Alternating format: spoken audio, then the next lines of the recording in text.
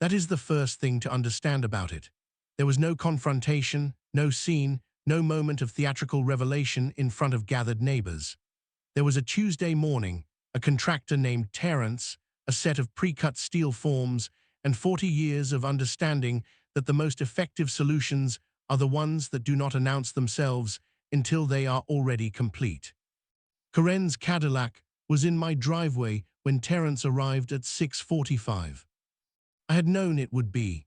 She had parked there Monday night, the 48th time in 21 months, the 48th entry in a notebook that had become, across 632 days of methodical documentation, the most complete record of a recurring property access violation in the history of my professional experience.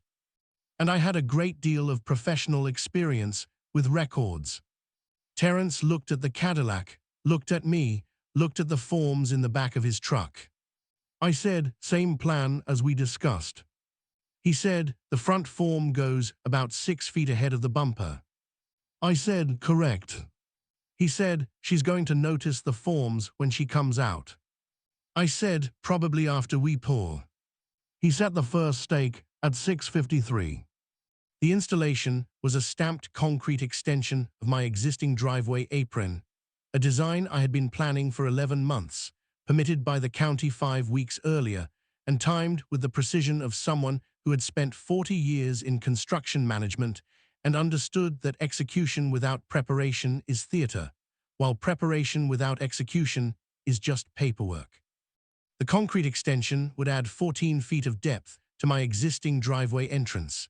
It would incorporate 2 integral concrete wheel stops, not added later, not bolted down, but cast into the pour, positioned at angles calculated to prevent a vehicle from entering the driveway from the street without navigating around them. The wheel stops were not decorative.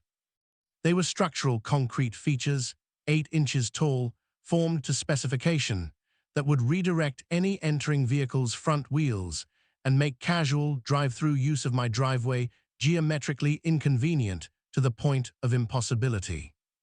They would also, as a secondary consequence, make it difficult for a vehicle currently parked inside the existing apron to exit forward without high centering on the stop, which would be set approximately 4 feet in front of Corinne's Cadillac's current position. I had measured Corinne's Cadillac's ground clearance 11 months ago when it was in my driveway for the 23rd time.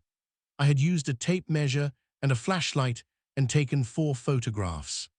40 years of construction management, I measure things that need measuring. The forms went in by 8:15. The pour was ordered for 9. The concrete arrived at 8:52, which was slightly early, and Terence's crew began the work at 9:04. Corinne came out of her house at 9:37.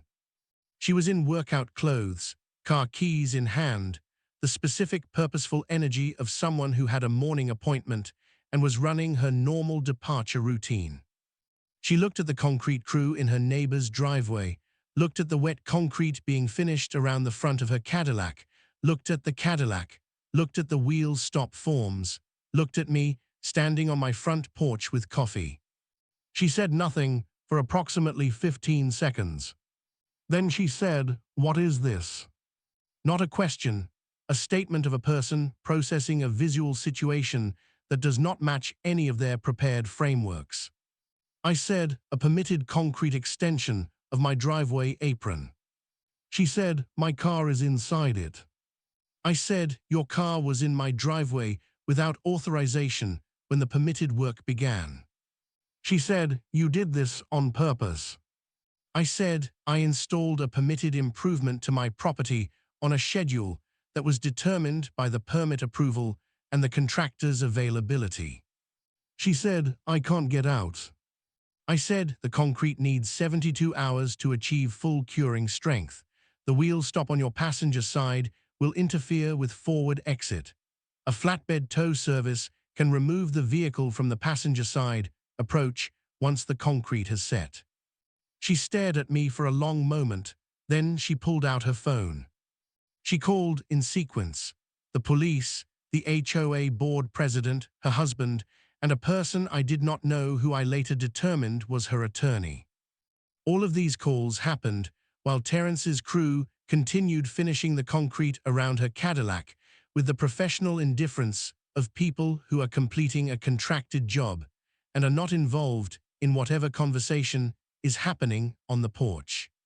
What happened in the 8 weeks after that Tuesday morning, what the police found when they arrived, what the HOA board discovered when they reviewed the complete documentation, what Karen's attorney said when he read 48 entries spanning 21 months, and what eventually resolved a situation that had resisted every other resolution for 632 days. None of that was about the concrete. The concrete was just the Tuesday Karen discovered what 40 years of preparation looks like when it finally moves. My name is Conrad Marsh, 61 years old, 40 years as a licensed construction manager, the last 15 running my own firm specializing in complex residential and commercial projects in western Colorado.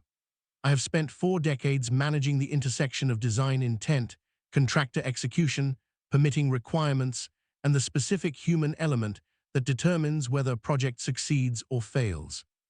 I understand how things are built. I understand how they are documented.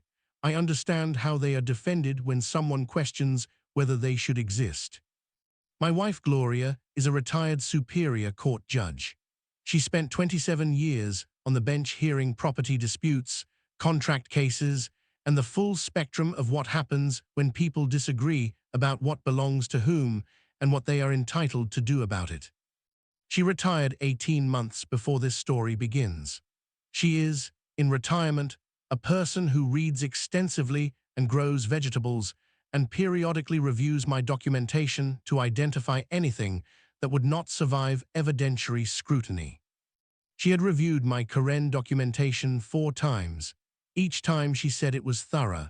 The 4th time she said it was the most complete private property trespass record she had seen in 45 years of legal practice, which she said not as a compliment, but as an observation of fact. We had bought our home in Whitmore Bluff 3 years before this story begins.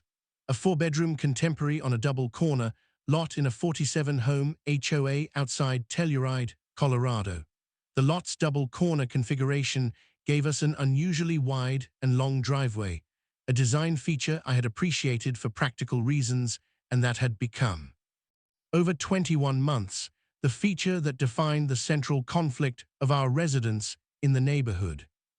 Karen Aldridge Morse had moved into the house diagonally across the intersection from us 14 months after we arrived. She was 58, former logistics director for a national retail chain, and had the specific organizational competence of someone who had spent 20 years making complex systems function efficiently. She applied this competence to her morning departure routine. Her own driveway faced the secondary street, was single-car width, and required a 3-point reverse maneuver to exit onto the primary street in the direction of her regular destinations. My driveway faced the primary street, was wide enough for 2 vehicles side by side, and allowed a simple pull-through that deposited a departing vehicle in the optimal lane orientation for her regular route. Her first use of my driveway happened 6 weeks after she moved in. I assumed an error and left a note. Her second use happened 10 days later. I knocked on her door and explained that the driveway was private. Her third use happened 3 weeks after that. I began the notebook. 40 years of construction management had given me a single inviolable professional principle. If it is not documented, it did not happen. If it is documented contemporaneously, accurately, and completely, it exists in a form that cannot be disputed, revised, or disappeared.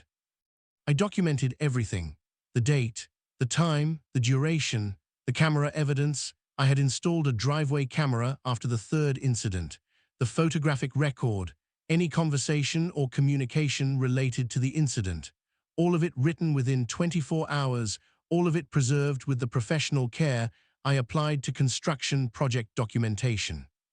Because construction project documentation is how I think about everything.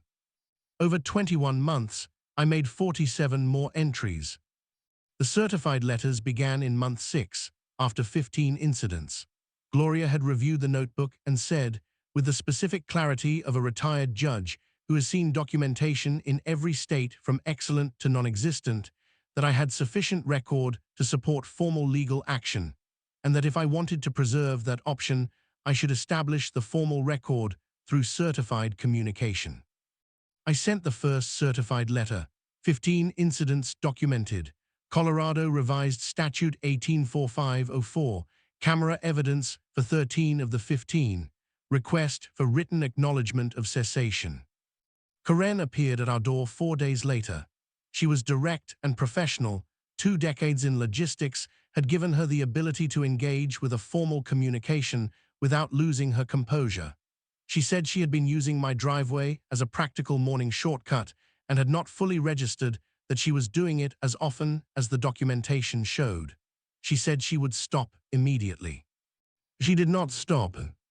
Month 11, 27 entries, second certified letter, complete documentation summary, reference to the first letter, her promise, and the 17 incidents that had followed the promise, statement that I was consulting with legal counsel, request for cessation or I would seek injunctive relief.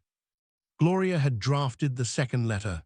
27 years on the bench had given her a specific facility with language that produced the desired response without overextension. Karen's attorney responded to the second letter. He proposed a formal mediation to discuss what he described as a practical access arrangement that might resolve the situation to both parties' satisfaction. I was not interested in a practical access arrangement. I was interested in the parking stopping. I declined mediation through Leonard, who had been our attorney since month 8. Month 15, the HOA board meeting. I had submitted a formal complaint in month 13 after the 31st incident. The board president, a retired architect named Patricia Ose, who had been running the board for 4 years with the organized calm of her profession, had scheduled the hearing carefully and had requested the complete documentation in advance. Patricia had read all 38 entries that existed at the time of the hearing. She had said, when she called me to confirm the hearing date, that she had been on 4 HOA boards over 20 years and had never received documentation of this completeness for a private property dispute.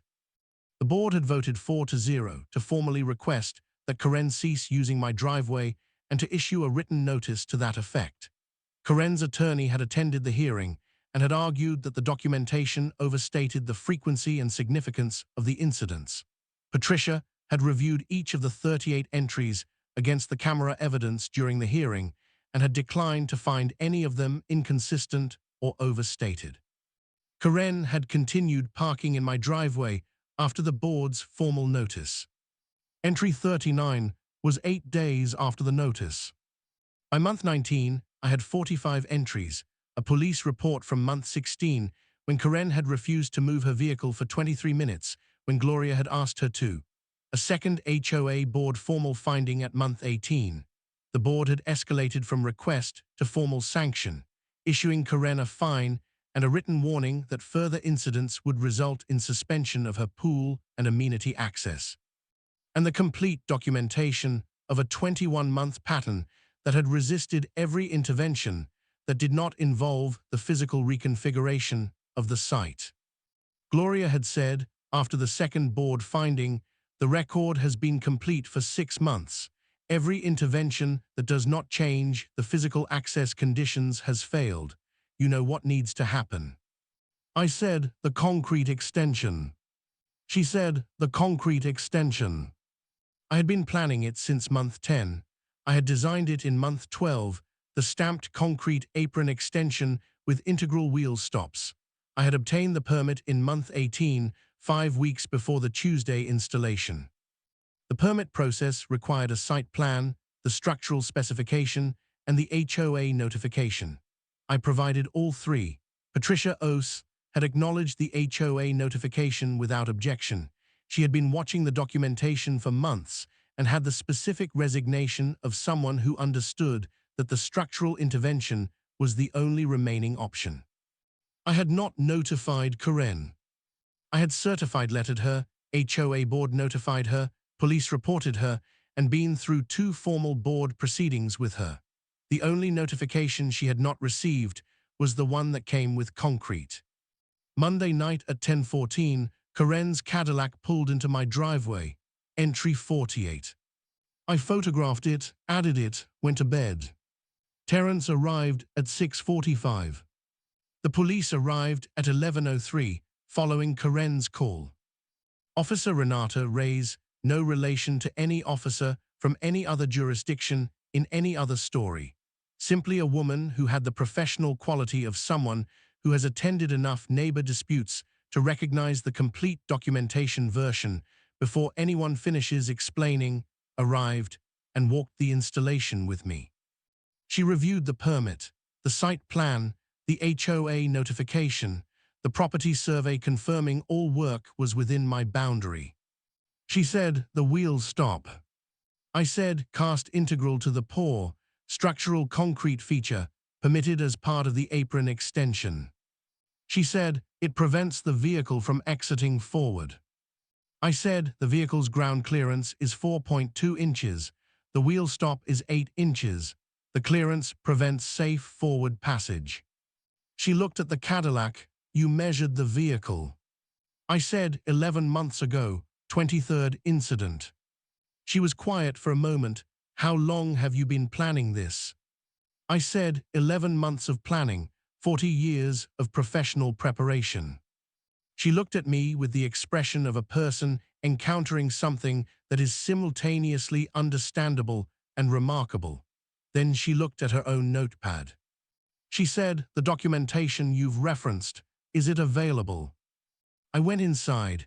I came back with the documentation binder, 48 entries, both certified letters with signed receipts, the police report from month 16, both HOA board findings, the formal sanction documentation, the permit, the property survey, all of it tabbed and indexed. I handed it to her. She reviewed it for 4 minutes and 17 seconds. I know because I watched the clock on my phone. She handed it back. "Sir, everything here is within your legal rights. The installation is permitted. The vehicle is on your property without authorization. The consequence of its current position is the vehicle owner's responsibility to address." She paused. "I'm going to advise the caller that this is a civil matter and that she should contact a tow service." She crossed the street. I watched from the porch. The conversation at Karen's door lasted 9 minutes. Karen was animated. Officer Reyes was still. At one point, Karen appeared to show the officer something on her phone. Officer Reyes looked at it briefly and returned it. Officer Reyes came back. She said she's claiming the installation was designed specifically to trap her vehicle and constitutes intentional interference with her property. I said her vehicle is on my property. The installation is a permitted improvement to my property. If she believes she has a civil claim, she's welcome to consult her attorney. She said her attorney's number appears to already be in her recent calls. I said, "I'm not surprised." She said, "Neither am I." She looked at the binder in my hand. 48 incidents. I said, 21 months. She said, "And you documented all of them." I said, "I document everything. It's what I do." She left. Gloria came out at noon. She had been at her writing desk during the morning. She was working on a book about evidentiary standards in property cases, which was either an excellent use of a retired judge's time or a deeply ironic one, depending on your perspective. She looked at the concrete, looked at the Cadillac. She said, "How did the pour go?" I said, "Clean. Terence does good work." She said, "The wheel stop position." I said, "Exactly as designed, 4 feet from the current bumper position." She looked at it. "That'll work." I said, "Yes." She went back inside. The HOA meeting was the following Thursday. Patricia had called it because the board's record needed to reflect the resolution of an extended documented dispute. She described it in her notice as a property access compliance matter requiring board review and final documentation. 31 of 47 homeowners attended. Patricia presented the complete history, the 21 months, the 2 certified letters, the 2 board findings, the police report, the formal sanction, and the permitted concrete installation that had resolved the situation structurally. She did not characterize it. She presented the documented sequence and let the documentation characterize itself. Karen was present with her attorney, Marcus Webb, who was a Telluride civil litigator with the specific quality of a man who had reviewed the 48-entry documentation binder and understood his client's position. He made 2 procedural objections during the presentation. Patricia overruled both. Karen spoke when Patricia gave her the floor. She described the installation as a deliberate trap designed to humiliate her and damage her vehicle. She said the timing, completing the pour around her vehicle, demonstrated retaliatory intent. Patricia asked whether Karen had received the first certified letter. Yes. Whether she had received the second certified letter. Yes. Whether she had continued parking in my driveway after the board's first formal finding. A pause. She said she had sometimes found herself in the driveway without fully intending to be there. Patricia said, the documentation shows 20 incidents after the board's first formal finding. Does that number seem inconsistent to you? Karen said she could not verify the specific number. Patricia said the board reviewed the documentation across 2 separate hearings and found it accurate both times. She looked at her own notes. The board's position is that the permitted installation resolves a documented property access violation that has persisted for 21 months despite 2 certified letters, 2 police interactions, 2 formal board findings, and 1 formal sanction. She paused. The board has no basis to require modification or removal of a permitted property improvement installed in response to a documented violation pattern of this duration and frequency. The vote was 5-0. Patricia told me afterward, in the parking lot, that she had voted for both prior board findings and the sanction and had still been surprised by the completeness of the concrete solution. I said, 40 years of construction management. She said, it shows. Marcus Webb found me in the parking lot. He was professional and brief. He said, the documentation forecloses any viable legal challenge to the installation. I've advised my client accordingly. I said, I know. He said, she's going to have the vehicle towed Monday. She's arranged a flatbed. I said, the passenger side approach has approximately 9 feet of clearance to the property line. The flatbed should have adequate room for the angle. He looked at me. You thought about the flatbed approach angle. I said, I designed the installation. I know the site geometry. He said nothing for a moment. Then, I've been doing this for 22 years. I've never seen a residential parking dispute resolved by permitted concrete integral wheel stops. He paused. I should have. He left. Karen's husband Douglas was in the parking lot on the far side, standing by their second vehicle. He was a civil engineer with a regional infrastructure firm and had the specific quality of a colleague who understood the technical dimensions of what had happened and was processing them alongside the personal dimensions. He said, I need to say something. I waited. He said, I told her in month 4 that she needed to stop. I told her again in month 9 after your first letter. I told her again after the first board finding. He looked at the community center. Each time she told me you were being disproportionate and that it would resolve on its own. I said, it resolved. He said, not on its own. I said, no. He was quiet for a moment. He had the expression of an engineer who has assessed a system failure and understood both the technical cause and the human cause and knows they are not the same thing. He said, the wheel stops are a good detail. Integral casting is cleaner than post-installed. I said, I've seen post-installed stops get pulled by impatient vehicles. Integral is the right solution. He said, yes. He looked at his keys. She's not going to apologize. I want you to know that's not because she thinks she was right. It's because she's not capable of it right now. I said, I understand. He said, "I'll apologize for both of us. What happened here was wrong, and it should have stopped 8 months ago, and it didn't stop because I didn't push hard enough." I said, "I appreciate that." He shook my hand, brief and firm, the handshake of an engineer closing a ledger. He drove away. I drove home. Gloria was on the back porch when I arrived. She had a glass of wine and the specific settled quality of someone who has been waiting for a particular chapter to end.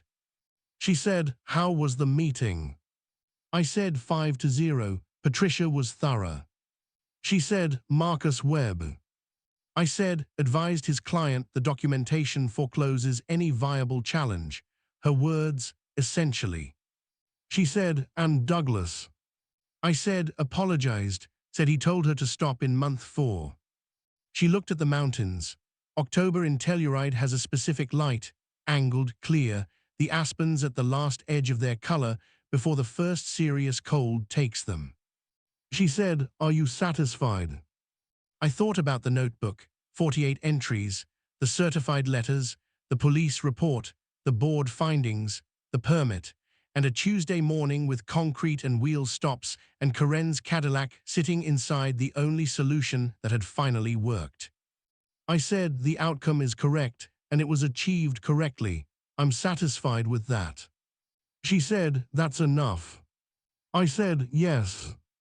The flatbed came Monday. I had confirmed the site geometry with the driver by phone Sunday evening. He cleared the wheel stop by 11 inches on the approach angle and 7 inches on the load angle, which was tighter than I would have specified if I had been optimizing for toe access rather than deterrence, but which was adequate for a skilled driver. The Cadillac was gone by 9:43 Monday morning. The wheel stops remained. The concrete apron remained. The driveway entrance was reconfigured in a way that made pull-through use geometrically inconvenient and practically unappealing. I stood at the entrance after the flatbed left.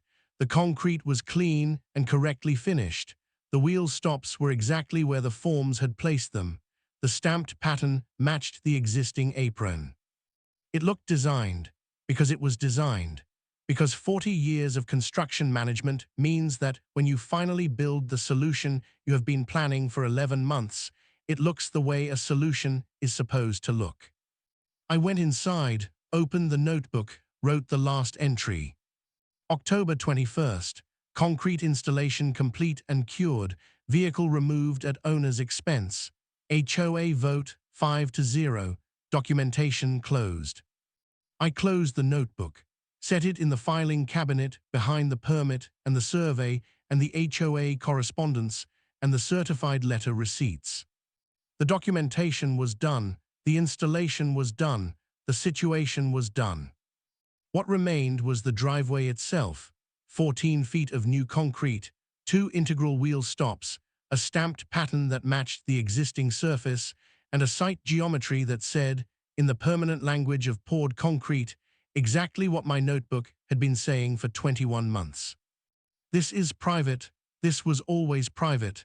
It is no longer convenient to pretend otherwise. 40 years of construction management. You learn that the best installations are the ones that do not require explanation. They simply exist. And they continue to exist long after the dispute that prompted them is forgotten.